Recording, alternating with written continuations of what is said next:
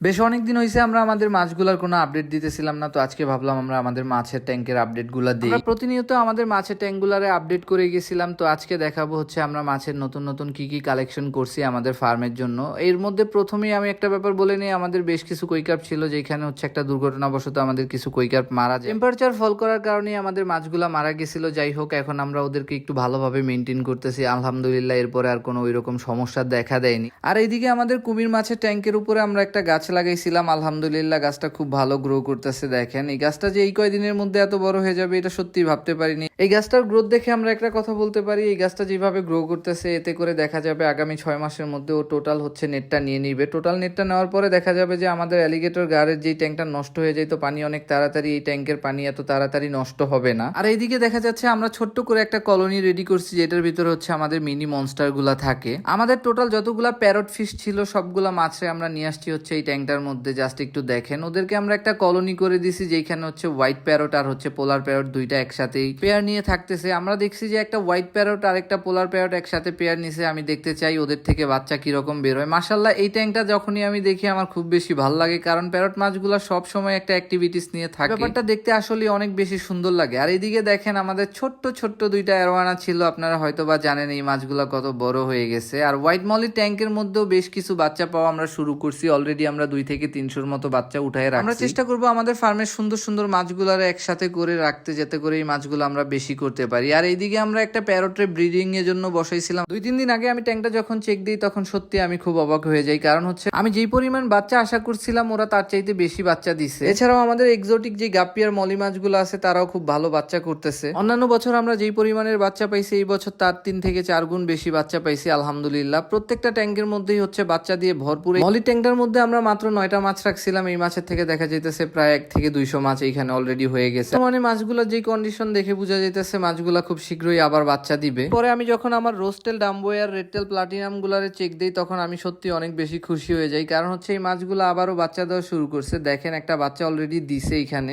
এরপরে আমি ভালোভাবে চেক দেওয়ার পরে দেখতে পাই যে আরো বেশ কিছু বাচ্চা ওরা দিছে। দেখেন মাছগুলার কোয়ালিটি আলহামদুলিল্লাহ কত সুন্দর। রেডটেল প্লাটিনাম সচরাচর পাওয়া গেলেও রোস্টেল ওইরকম ভাবে পাওয়া যায় না। এই মাছগুলা খুবই রেয়ার ক্যাটাগরির একটা মাছ। মাছগুলো আমি সংগ্রহ করছি আলহামদুলিল্লাহ, এই মাছগুলা থেকে আমি ভালো বাচ্চা পাইতেছি। এদের কাছ থেকে 2টা ব্যাচে প্রায় আমরা 2 থেকে 300-র মতো বাচ্চা পাইছি আলহামদুলিল্লাহ। মোটামুটি সব ট্যাঙ্কের মাছগুলাই এখন আমার ফ্রি হয়ে গেছে, প্রত্যেকটা মাছই ব্রিডিং করা শুরু করে দিছে। আশা করি আগামী 1 থেকে 1.5 মাসের মধ্যে আমাদের প্রত্যেকটা ট্যাঙ্কে আমরা ভরে ফেলতে পারবো মাছ আর মাছ দিয়ে। এক্সোটিক গাপ্পির মধ্যে আমরা সবচাইতে বেশি বাচ্চা পাইছি হচ্ছে আমাদের কই স্নেক স্কিন মাছ থেকে। এই মাছগুলো অনেক বাচ্চা করছে আমাদের কাছে আলহামদুলিল্লাহ। এই মাছগুলো সচরাচর দেখা যায় যে ওইরকম ভাবে সার্ভাইভ করতে পারে না আউটডোরে। আমাদের এইখানে ওরা খুব ভালো রেজাল্ট করতেছে আলহামদুলিল্লাহ। ওদের থেকে আমরা অনেক অনেক অনেক বাচ্চা পাইছি। আগামী একটা ভিডিওতে আমরা কথা বলবো মাছগুলারে কিভাবে আমরা টেক কেয়ার করি ও মাছগুলারে কি ধরনের খাবার দিয়ে থাকি যে মাছগুলার রেজাল্ট এত ভালো হইতাছে আগের তুলনায়। এই টোটাল ব্যাপারটা আমরা আপনাদের সাথে তুলে ধরতে চাই, যদি আপনারা দেখতে চান তাহলে।